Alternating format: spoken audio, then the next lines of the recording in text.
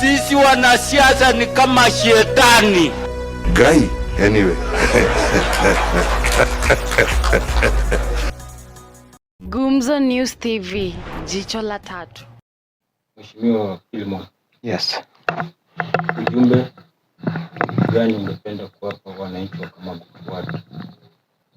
Nafikiri asante sana Mr. Regan. Ujumbe wangu kwa wakaaji wa Kamagut ni kuwa ninawatakia mwaka mpya wenye mafanikio wa 2026, na niwaambie kuwa safari bado ya kuweza kuhamasisha hii forum ya Kamagut Development Forum for Change. Mimi nikiwa mwanzilishi na sina nia mbaya ama nia yeyote ya kuweza to change anybody. The forum has been there in existence even without my candidature huko nyuma. But pia sitaweza kuteka advantage kwa sababu mimi ni mwanzilishi kuwa ni sasa nipate kutumia ili niweze kutumia admins ili niweze kuwalangua wapate kuingia katika ile kambi yangu. But nitatumia forum kuweza kuuza sera zangu kwa wakaaji wote wa Kamagut, kuanzia upande wa Inamngetik mpaka Jemalal, Sosiani mpaka upande wa Senta Kwanza, Chiramei mpaka Kuresiet, Seyot na kokote kule ambao wapiga kura wa Kamagut wako.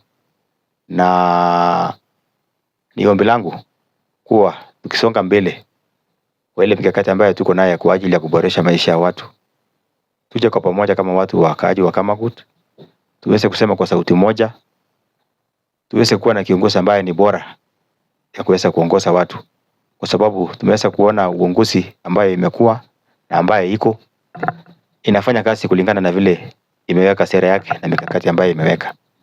But nia yetu uko mbele tuwe na mambo ambayo imepangwa vizuri, tuwe na wale wafadhili ambao wanatoka maybe nje ya Kamagut, tukuwe na marafiki wa kuweza kusaidia mambo yetu ya hapa Kamagut kwa siku zijazo, kwa sababu ukiongoza na uko na watu, nafikiri uongozi pia itakuwa ya manufaa sana kwa watu.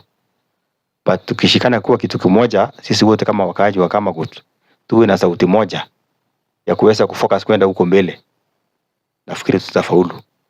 Kwanza ni kwa elimu ya watoto wetu, kufanya empowerment kwa vijana, kuweza kusaidia akina mama, watu ambao wako na disability pia waweze kusaidiwa, na tuweze kusaidia wale wakongwe ambao wako katika vijiji vyetu, kwa sababu ukongwe sio ugonjwa hasa, bali ni baraka kutoka kwa Mwenyezi Mungu. Tuweze kuhamasisha pia makanisa zetu ili iweze kuchangia kuweza kubadilisha vijana wawe kanisani.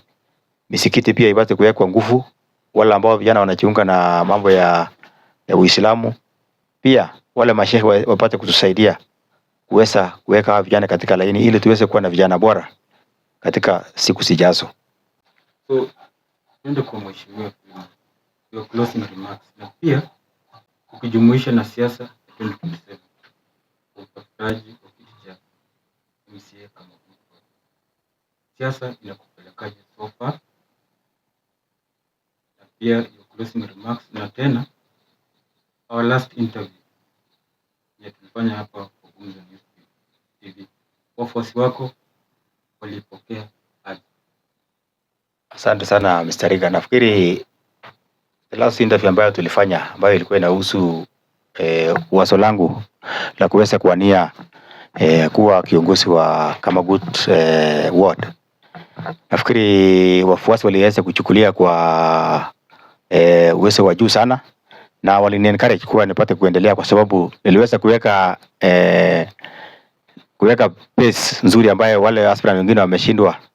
Hii mjadala ilifanywa wapi? Nafikiri wengine walikuwa nafikiri ilifanywa Nairobi, na imeweza kuwapatia changamoto watu wengi kuwa kumbe at the ward level pia watu wanaweza kufanya interview na waweze kusema mambo yao. Hiyo ni jambo la kwanza. Jambo la pili, nafikiri pia iliweza kuenlighten watu kuwa ni sera gani nimeweza kuweka kwa ajili ya watu wa Kamagut na ni nini tutafanya ili tuweze kusukuma hii gurudumu ipate kwenda mbele ya Kamagut. Jambo lingine nafikiri nisisahau ni kuwa vile mwenyekiti ameeleza kuwa in future tutaweza kufanya ile inaitwa debate ya kuleta wale aspirant kwa pamoja. itasaidia kwa sababu watu wenyewe watajitokeza mahali pale, watauliza maswali na tutakuwa na ile inaitwa MOU, Memorandum of Understanding, na wale wapiga kura, na itaweza kusajiliwa, utaweza kusign na wale wapiga kura. Itakuwa ni mkataba ambao mtakuwa umeweka. Usipotimiza, nafikiri wakaaji watakuwa wameona kuwa wewe uliweza kuwadanganya. So tukisonga mbele in future tutakuwa tukiandika mikataba na wale wapiga kura. Ndio ukishindwa na kazi hapo katikati, wapiga kura wako na ile kuevoke ile ya kurecall mjumbe wa wadi apate kurudi nyumbani kabla hajamaliza awamu yake ya miaka 5. Na nafikiri tunaelekea mahali pale kwa sababu watu pia wamechoka. Mtu anachaguliwa, alikuwa anaongea na mambo mazuri, but with time anabadilika, hata achukue simu ya wale wapiga kura. So ninawahimiza wale wapiga kura wapate kuwa katika ile constitutional moment. Mtu akijaza na kazi, wapiga kura wako na nguvu ya kuweza kumrecall back na kuchagua mtu mwingine. Closing remarks yangu ya yes. Nafikiri nimeweza kuwa kwa ulingo wa siasa kwa muda mrefu, ingawa sijaweza kufika kwa debe. But nitafika kwa debe kwa majaliwa ya Mwenyezi Mungu. Nafikiri kwa ile interview ambayo tulifanya siku ile, mimi mwenyewe najitafutia kura yangu na siweza kukaa mkongo ya mtu yeyote. Hata nilikuwa nimesahau, kuna mtazamaji mwingine TikTok alisema about mambo ya masoko. Ulikuwa umesema tuwe na soko wapi kule? Ulikuwa umesema tuwe na Sosiani, Senta Kwanza na Sambut. Yes. So kuna mtazamaji mwingine TikTok alisema inafaa uelewe jua kali CBD Kamagut. So bona usipush waimarishe soka jua kali ambayo iko kwa state mbaya. Tuwe na hizo masoko zote na hii moja imetushinda kwa maneno. Nafikiri tukifungua zile soko zingine 3 iweze kusimamisha hii ya jua kali isipate kuendelea. Hii ya jua kali itakuwa na status yake iende juu. Iwe ni soko ambaye ni ya kila siku. Isikuwe ni soko ya Jumatatu na Ijumaa peke yake. Iwe ni soko ambaye ni continuous. Hapa ni highway, iwe ya kuanzia Jumatatu mpaka Jumatatu. Lakini zile zingine siku zingine sipatiwe Sosiani, Senta Kwanza na Sambut. Sipewe masiku sawa tofauti. Ndio wale pia mtu asiweze kutembea na bidhaa zake kutoka huko mbali akileta hapa katikati. But jua kali ni kuweza kuimarishwa, ipate kujengwa. Nimetembea mahali kwingi, nimeona kuna soko za ghorofa zinajengwa. Jua kali itakuwa na ijengwe pia soko ya ghorofa. Watu wao wakifanya kazi 24/7 na siku 7 kwa wiki. Yes. Siasa inakupeleka. Nafikiri siasa inanipeleka vizuri, ingawa kuna changamoto 1-2. But tunang'ang'ana. Changamoto kama nafikiri changamoto ni nyingi za siasa. Kwa sababu siasa inabadilika kila kujao. Na all in all lazima tu overcome, because wakati umeamua kuongoza watu lazima uongoze kutoka mbele. Na kuna ule usushi pia ya watu kusema wewe ni mradi ya mtu, wewe unatumiwa na fulani, kwa kamba. Afia wewe kufika kwa kamba kwa debe. Niliwaambia wakati wa Mungu ikifika, Mungu mwenyewe atafanya mapenzi yake. Na iko haja gani ufike alafu uende udisappoint watu? So nitasimama kwa wakati wa Mungu, na kwa majaliwa ya Mwenyezi Mungu in the year 2027 nafikiri nitasimama. Na watu ndio wataamua. Siwezi kujiamulia mwenyewe. Na wakishaamua waseme ni mimi, nitachukua kwa mikono miwili. Wakisema bado ningoje, bado ninangoja.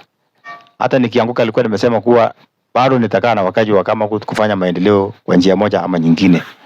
But kusema ukweli, mimi nimejitoa tuweze kusaidia hawa watu wapate kusonga mbele, tuweze kuwafanyia kazi nzuri. Mungu mwenyewe ataweza kuweka baraka hapo ndani.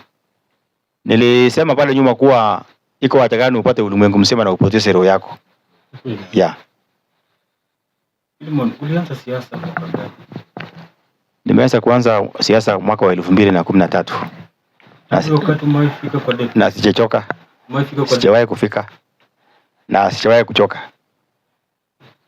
This round unahakikishiwa wafuasi wako utafika. Nafikiri nimeweza kuweka bayana kuwa nitafika kwa debe. Na nilikwambia kuwa pale mbele ninaweza kuwa hata mgombea mwenza wa gavana. Ya Mungu ni mengi. Na ukilipwa uambiwe usisimame. Nafikiri hakuna malipo inaweza kununua mtu. Kulipa hiyo ni mambo tu ya siasa ambayo ya kuharibia watu wengine jina. Wengine wanasema umekuwa ukilipwa ukistep down. Hakuna mtu ameweza kunilipa. Na nimekuwa nikitumia pesa zangu na sijawahi kufilisika. Hata yule ambaye ameketi kwa kiti sasa nilimuunga mkono. Lakini sijawahi kula hata shilingi yake moja. So unafuata mtu ukiona kuwa ile sera ambaye uko naye na ile hako naye inaambatana. But wakati mtu alifika ndani mambo ikawa tofauti. So ndoa haina urafiki ambaye ni permanent na haina enemy ambaye ni permanent. Nikaanza safari yangu kwa sababu mtu alishafuka ngambo, ameanza mambo yake, unawachana naye unasonga mbele. Mara mwisho kuongea na current MCA kweli ni mwaka jana. Kwa simu mwezi wa 8 mwaka jana wa simu. Hatujawahi kuongea na yeye. Urafiki wako na yeye ukoje? Urafiki iko sawa. Sisi tunashiriki kanisa moja. Lakini mambo ya kisiasa anafanya mambo yake, mimi ninafanya yangu. So urafiki wenyu uko sawa? Urafiki iko sawa. Kwa sababu siasa haina uadui. Yeah. Your closing remarks? My closing remarks to the people of Kamagut. Here I come with humility. That when time comes and I offer my candidature to you, take the right step, vote for the right person and things will change. Nilikuwa nimewaeleza pale mbeleni kuwa uongozi lazima uwe kama ile letter 8. Ukipinduliwa hivi bado ni 8. Ukipinduliwa uangalie juu bado ni 8. Usikuwe kama letter 6 ambayo ikipinduliwa inakuwa P, ukipinduliwa inakuwa 9. So kuongoza nilikuwa nimesema sio pesa.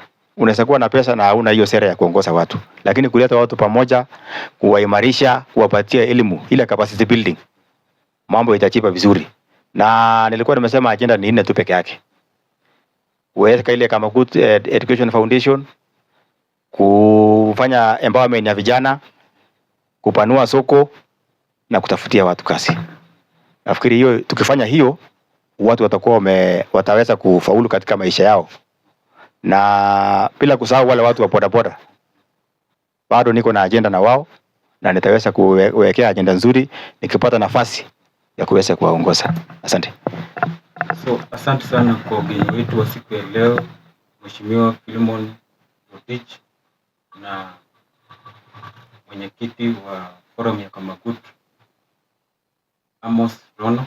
Asanteni sana kwa wakati wenu kwa kuweza kujumuika kwa hii interview ya siku ya leo. Mtazamaji, itaweza kuwa ni mara ya kwanza kutazama video hii channel, unapoweza kusubscribe. Please take your time, subscribe. Watch video hadi mwisho. Asante sana kwa wale ambao watch video hadi wakati huu. Mungu awabariki. Kwa sasa bye bye, tutaenda kwa next video. Asante sana Mr. Regan. Uwe na mwaka mpya wenye mafanikio na pia uweze kufikia wale aspirant wengine. Ndio ikifika wakati wa majadiliano ile ya mjadala ya ward mzima, mtu asikuja akakolapse mahali pale. Kila mtu awe katika mikakati, fungulia kila mtu mlango, kila mtu apate kuparticipate. Tuwe na viongozi bora. Asante. Thank you.